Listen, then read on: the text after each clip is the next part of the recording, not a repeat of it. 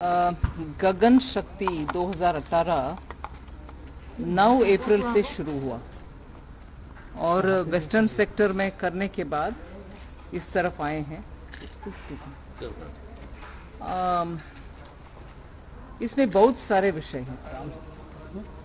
इससे पहले भारत देश में इतना बड़ा और इस संख्या में एयरफोर्स का कभी नहीं ऐसे एक्सरसाइज हुआ है। हाँ, बहुत सारे एक्सरसाइज इससे पहले हुआ है, मगर स्केल एंड एक्सटेंट इस समय जो हो रही है वो सबसे ज़्यादा। और इससे एयरफोर्स का अपने तैयारी, शक्ति और एयर वॉरियर्स का रेडीनेस, ये सब एक ही समय पर इकट्ठा टेस्ट हो रही है। उनका तैयारी और रेडीनेस के और अम्यूनिशन को उपयोग करने का, ये सब मान लीजिए एक युद्ध हो रही है सिमुलेटेड।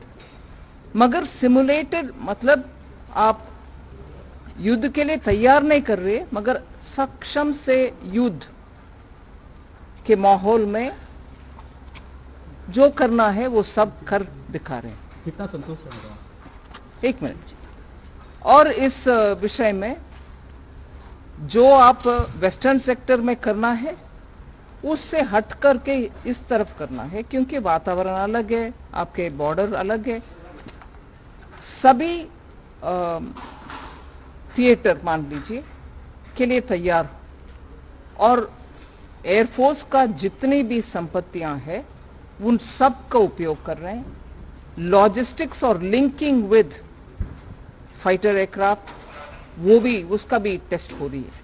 इसीलिए ये कॉम्प्रिहेंसिव, जैसे एक युद्ध का माहौल में जितने भी करना है, सामान सामग्री एक जगह पहुंचाना है, उधर से उड़ान भराना है, उड़ान भरने के बाद एनिमी टेरिटरी में पहुंचना है, उधर जो क्या करना है वो सब का एक ही समय टेस्ट हो रही है। और मैं सिर्फ एक बात बोल सकती हूँ कि एयर मार्शल धनोआ जो एयरफोर्स के चीफ है, उनके लिए मैं बहुत ही बधाई देना चाह रही हूँ, क्योंकि वो इतने कोऑर्डिनेशन, इतने मेहनत और प्लानिंग के साथ इसका तैयारी किए हैं। अभी इधर छबुआ में आकर के एक फायरिंग रेंज में जाके वापस आ रहे हैं, और उस फायरिंग रेंज में भी तरह तरह का बॉम्ब को कैसे उपयोग करना, निशान को कैसे टारगेट करना, और उसमें एक भी फेलियर नहीं हुआ।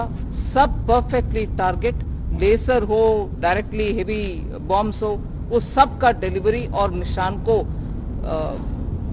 कंप्लीटली खत्म करने में कामयाब रहे एयरफोर्स। और मैं ऑर्डिनेंस फैक्ट्री बोर्ड्स का भी एक इस संदर्भ में मेंशन करना चाह रही हूँ। उनके तैयार किए हुए बॉम्ब्स सब एक भी फेलियर नहीं हुई।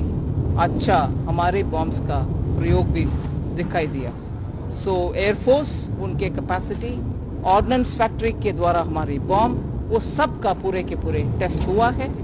इससे मैं मानती हूँ भारत देश का इंटरनेशनली एयरफोर्स का पर्टिकुलरली उनके ताकत, उनके क्षमता और विरोधियों को एकदम ओवर पावर करने में हम सक्षम है, ये तो दिखाई दिया है।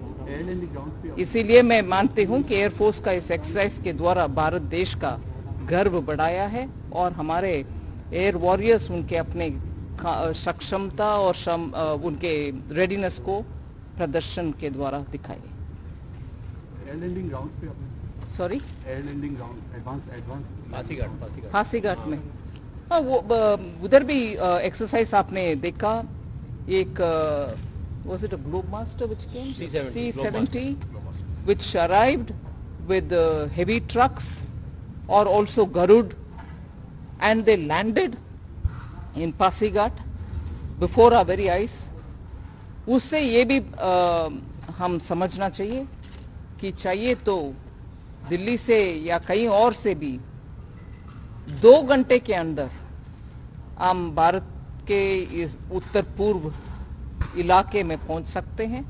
सिर्फ एक एयरक्राफ्ट आना नहीं, उसमें सभी गरुड़ जैसे पूरे तैयार हुए हमारे वॉरियर्स, और उसमें हेवी व्हीकल्स सब हमारे सामने ही लैंड हुआ पासीघाट में. I was just explaining to madam that we need to expand the ALG in Pasighat so that we can get Boeing 737s, you can get flight from Calcutta.